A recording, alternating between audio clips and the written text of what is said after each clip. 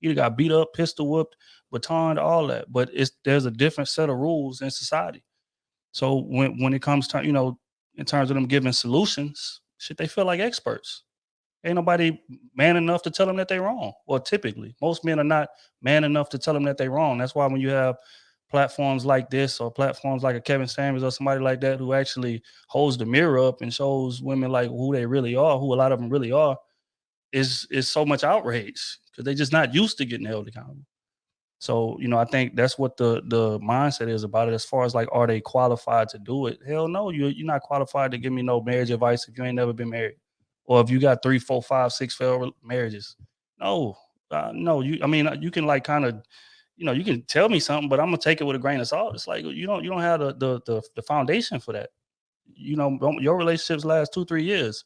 I'm trying to be in it for 40 or 50. It's nothing you can tell me about 40 or 50. You can tell me about 2 or 3 years, but stay in your lane. But again, when you have a society that just entitles and empowers these women, they feel like they can.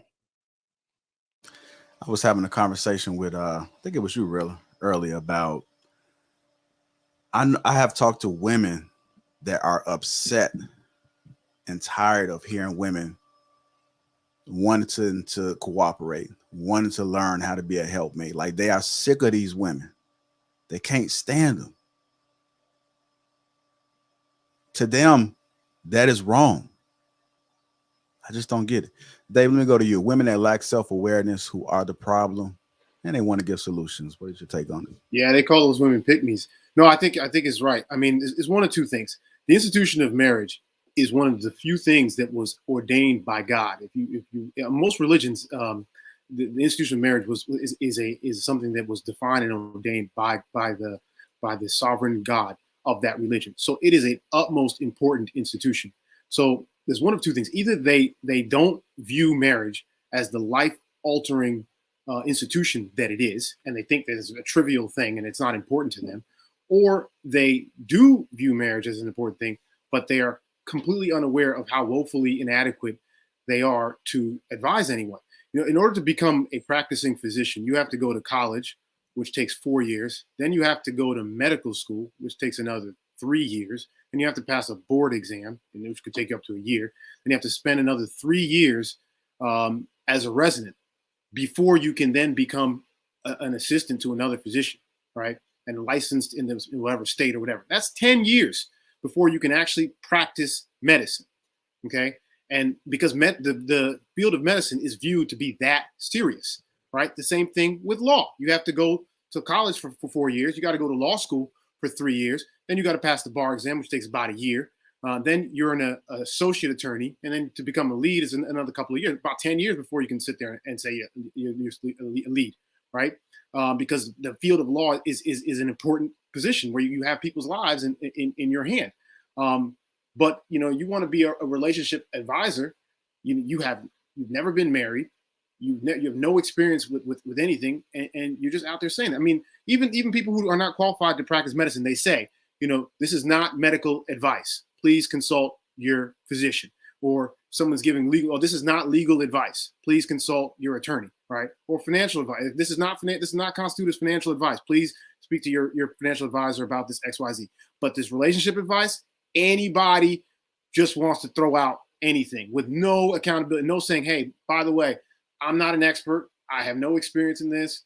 And, please consult someone who does. I feel personally that women should only be listening to other women who've been successfully married and happily married for at least 10 years, right? There should be a minimum requirement. The same way to practice medicine takes 10 years to get there. You want to be I'm a university professor, took me 10 years to get there. Be a lead attorney, take you about 10 years to get there. To be an actual marriage advisor to other people, you got to have 10 years of experience. You got to actually be in this. And if you don't, you should have that self-awareness to understand you are not an expert. I cannot stand why I'm hearing these people. They speak to this about this institution as if they're experts with no level of understanding. Like, with no humility. The loudest voices in the room are usually the people with the least experience, and they are so sure they know everything. They are so sure about it, and they need to be checked on this. And every other field, legal, medicine, everything that's viewed important, they don't let people just come in there and pretend to be advisors and experts. But in the area of relationships and marriage, as if it doesn't matter, anybody can come out there with no experience or a horrible record and say what they want to say. And women are listening to these people, which is why they label the women who have learned how to operate successfully in a marriage as pick-me's, mammies, just all the negative, and they actually view those women as weaker than them, inferior than them, less intelligent than them, all the negative things that they can count. And I have to explain to them, listen, I'm married.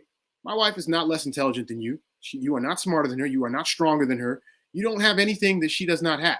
So you're not better than her.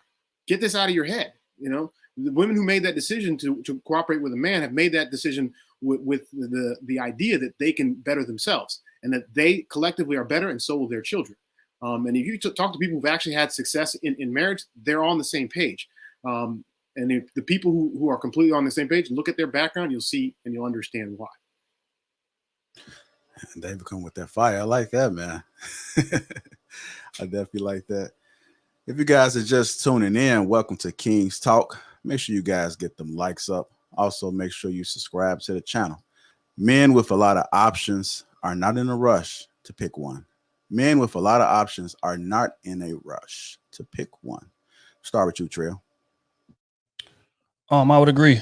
I think anybody that has a lot of options shouldn't just jump at the first one they do. You don't do it in anything else. When you're looking for houses, you don't buy the first house you run into. You don't buy the first car you run into. Doesn't matter how much you like it. It's like, okay, let me examine the field, compare, contrast, compare the specs, this, that, and the third. How does this really, because some things you may just like in the moment, and then a few days later, you over it. Especially in terms of relationships, especially with people. Like when you get past that little honeymoon stage or whatever the case may be. So hell no, like you should take your time. And I mean, if you're a man with any kind of success, a man with any kind of status, you're gonna have options. So you can dive in it, the first one that comes across your desk, but more than not, you're gonna probably break a heart because you're still curious. You're still wondering, okay, is this the right decision? Or, I jumped in a situation so young, my mindset at maybe 18 or 17 is not the same as it is at 26 and 27. And she wasn't willing to grow with me mentally. So again, you need to be examining all of that type of stuff. Like how well does she adapt? That's all long-term relationship is, the ability to adapt. And everybody don't have that. If we're gonna be honest, some people that's still walking around with a mindset of, that they had in high school, are still bragging about things they did in high school or in college and 30. You wouldn't want to be with nobody like that. So you shouldn't be in a rush to settle if you have options. Now, if you don't have options, I can't really speak to that. That's not, a lifestyle that I'm familiar with. But if you have options, hell no, you should take your time, analyze, and make the right decision. Simple and plain.